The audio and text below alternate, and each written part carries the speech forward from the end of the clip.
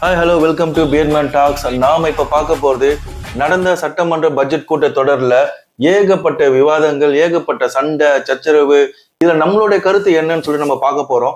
இதுல முக்கியமான ஒண்ணு என்னன்னா, நாங்க ட்ரை பண்றோம், நாங்க முயற்சி பண்றோம். அவர் வீட்டில் ஃப்ரெண்ட்ஸ் கிட்ட எப்படி வேணா பேசிக்கலாம். பேஸ்பால் பிளேயர் ஆக்சுவலாக ஒரு அஃபென்ஸாக ஆடுவேன், டிஃபென்ஸாக ஆடுவேன். ஒரு மொழி என்னோட கிறிஸ்டியானிட்டி கற்றுக் கொடுத்துருக்கு. அன்பு மொழி, அமைதி மொழி, இரக்கத்தின் மொழி. இது பாதி பேருக்கு எவ்வளவு தமிழ் படிச்சாலும் தெரியாது. நான் பைபிள படிச்சிருக்கேன்.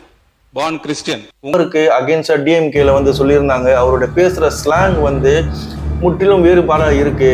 நமது நிதியமைச்சர் அவர்கள் வருங்காலத்தில் அந்த பிழையின்றி பட்ஜெட் வாசிக்கக்கூடிய வாய்ப்பு அவருக்கு இருக்குமேயானால் நீங்கள் அதற்கான முயற்சிகளை செய்ய வேண்டும் என்று பணிவோடு நான் கேட்டுக்கொள்கின்றேன். அது தப்பா இல்லையான்னு சொல்லிட்டு நம்ம சைட்ல இருந்து நம்மளோட கருத்தை வந்து இப்போ ஷேர் பண்ணிப்போம். ஸோ சச்சின், நீங்க சொல்லுங்க. இப்போ மரிய வில்சன் வந்து தூய தமிழ்ல பேசணும், அவர் வந்து அந்த மொழியை வந்து இதுல இம்ப்ளிமெண்ட் பண்றாருன்ற மாதிரி ஒரு குற்றச்சாட்டு வச்சிருந்தாங்க. நீங்க அதை எப்படி பாக்குறீங்க? இப்போ வந்து நம்ம வந்து ஆக்சுவலாக எடுத்துக்க வேண்டிய விவாதத்துக்கான டாபிக் வந்து டிஎம்கே வச்ச குற்றச்சாட்டு இல்லை, அதுக்கு மரிய வில்சன் கொடுத்த பதில தான் நம்ம வந்து கன்சிடர் பண்ணணும் ஃபர்ஸ்ட்டு.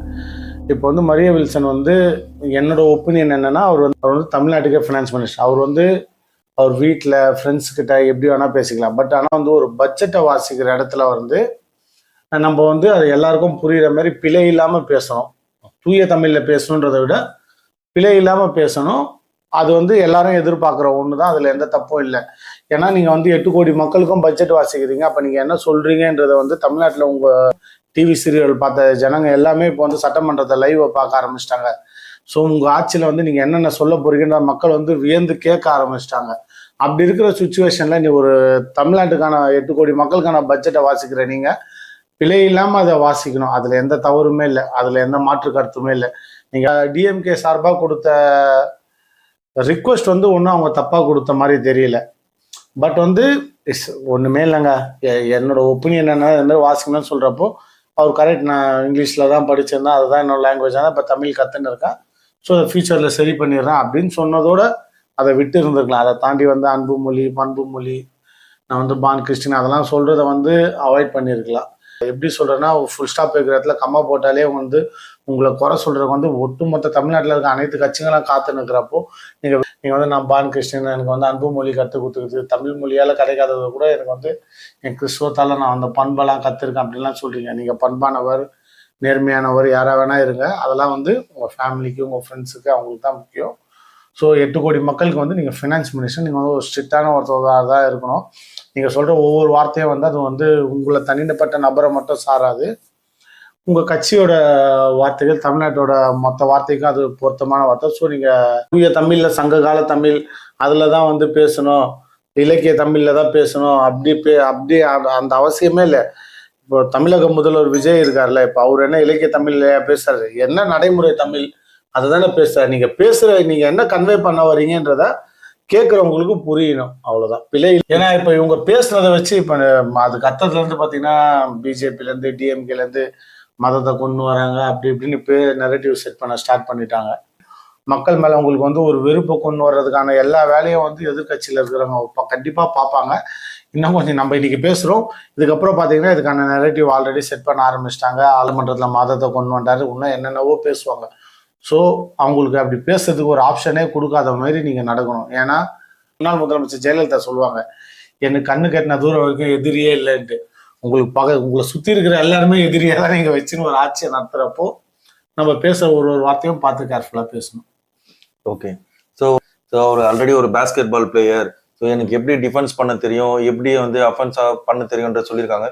இப்போ வந்து ஃபினான்ஸ் மினிஸ்டர் மரிய வில்சன் சாரோட கேரக்டர்லேயோ, அவரோட டேலண்ட்லேயோ, அவரோட நாலேஜ்லேயோ நமக்கு எந்த குறையுமே இல்லை. அவர் வந்து அந்த இடத்துல வந்து லைவ்ல இவ்வளோ பேர் தமிழ்நாடே பார்க்குது, சட்டமன்றத்தில் வந்து உங்களுக்கு வந்து நீங்கள் பேச தெரியலன்னு ஒருத்தவங்க வந்து சொல்கிறப்போ அவர் வந்து அதை எமோஷன் ஆகிட்டு அந்த வார்த்தையை விட்டுருக்காரு. மற்றபடி அவர் மதத்தை வச்சு பண்ணுற அதை மாரி ஒரு நபர் இல்லை. ஏன்னா அவர் நம்ம தொகுதியில் தான் இருக்கார். நம்ம தொகுதியில் அவர் ஓட்டு கேட்க வந்ததுலேருந்து, அதுக்கு முன்னாடிலேருந்து அவர் ஃபீல்டு ஒர்க் பண்ணதுலேருந்து, வின் பண்ணது வரைக்கும், இப்போ போய் மக்களை பார்க்குற வரைக்கும் எந்த இடத்துலையும் அவர் மதத்தையா ஜாதியாக பார்த்து மக்களை பார்க்கல. அது நமக்கு தெரியும். மற்ற எம்எல்ஏ எப்படின்னு நமக்கு தெரியாது. நம்ம ஆர்கே நகரில் இருக்கிறதால இவரோட பர்சனல் கேரக்டரை பற்றி தெரியும். பட் அந்த இடத்துல வந்து அவர் வந்து ஒரு எமோஷனாகி லூஸ் ஸ்டாக் விட்டாருன்றது தான் நான் நினைக்கிறேன். ஸோ இதை நீங்கள் வந்து அவாய்ட் பண்ணியே ஆகணும் கண்டிப்பாக. முன்னாள் முதல்வர் ஜெயலலிதா அவங்க இருக்கிறப்பெல்லாம் வந்து பிஜேபி இங்கே வளர்றதுக்கான ஸ்கோப்பே இருக்காது. அவங்க எதெல்லாம் வச்சு அரசியல் பண்ணுவாங்க அதெல்லாம் நானே பண்ணி கொடுக்குறேன், நீங்கள் அதை பற்றி பேச வேண்டிய ஒரு சுச்சுவேஷனே இல்லைன்னு சொல்லிட்டாங்க. இப்போ கடந்த ஒரு 10 அவங்க மறைவுக்கு அப்புறம் தான் வந்து இவங்க அந்த பிஜேபி எதெல்லாம் வச்சு அரசியல் பண்ணுவாங்களோ அதை அகைன்ஸ்டாக மட்டுமே பேசி அவங்கள வந்து ஒன்றுமே இல்லாதவங்களும் பூஸ்ட் பண்ணி இப்போ தமிழ்நாட்டிலே ஒரு பெரிய அங்கீகாரத்தை கொடுக்க வச்சுட்டாங்க. டிஎம்கேவும் ஏடிஎம்கேவும் சேர்ந்து மெயின் பங்கு அதில் டிஎம்கே இருக்குது. ஸோ நீங்கள் இதை மாரி சொல்கிற ஒரு வார்த்தையை வச்சு அவங்க அதில் ஒரு பயங்கரமான பாலிடிக்ஸ் பண்ணுவாங்க.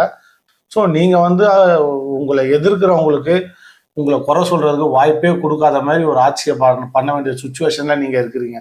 ஏன்னா உங்களுக்கு கண்ணுக்கு எத்தனை பேருக்கு வேற எதிரி தான் இருக்காங்க. ஓகே மக்களே, இந்த வீடியோ பிடிச்சிருந்தா லைக் பண்ணுங்கள், கமெண்ட் பண்ணுங்கள், ஷேர் பண்ணுங்கள். அதே மாதிரி நாங்கள் பேசுறதுல ஏதாவது ஒரு முரண்பாடு இருந்தால் அதையும் கமெண்ட்டில் மென்ஷன் பண்ணுங்கள். ஸோ கண்டிப்பாக வந்து இப்போ நாங்கள் பேசுனது வந்து எங்களோட தனிப்பட்ட கருத்து, எங்களோட ஒப்பீனியனை தான் பேசியிருக்கோம். இதில் வந்து சில நிறைகளோ இருக்கலாம், குறைகளோ இருக்கலாம். இதை பார்க்குறவங்க ஒருத்தவங்க பார்வையில் தான் இருக்குது. ஸோ நாங்கள் பேசின ஏதாவது வார்த்தையில் வந்து தப்பு இருந்தது, நாங்கள் பார்த்த பார்வையோட புரிதல் வந்து தப்பாக இருக்குது, நீங்கள் இதை மாதிரி தான் இதை பார்க்கணும், நீங்கள் வந்து உங்களுக்கு தோணுச்சுன்னா அதை கமெண்டில் மென்ஷன் பண்ணுங்கள். அப்கமிங் வீடியோவில் வந்து நாங்கள் அதை வந்து கரெக்ட் பண்ணிக்க பார்க்குறோம். ஸோ இன்றைக்கி தமிழ்நாட்டில் என்ன நடக்குது, இதுக்கு எங்களோட ஒப்பீனியன் என்ன, இது வந்து தப்பாக கரெக்டாக அப்படின்றத வந்து மக்கள்கிட்ட எடுத்துன்னு போய் எங்கள் ஒப்பீனியனை சொல்கிறோம். ஸோ எங்கள் ஒப்பீனியன் உங்களுக்கு பிடிச்சிருந்தா எங்களை ஃபாலோ பண்ணுங்கள், எங்களை சப்ஸ்கிரைப் பண்ணுங்கள், கமெண்ட் பண்ணுங்கள். நாங்கள் எதாவது மிஸ்டேக் பண்ணியிருந்தால் அதையும் நீங்கள் இன்ஃபார்ம் பண்ணி சொல்லுங்கள். அத்துடன் உங்களிடம் இருந்து விடைபெறுவது உங்கள் ராஜேஷ், உங்கள் சச்சின்.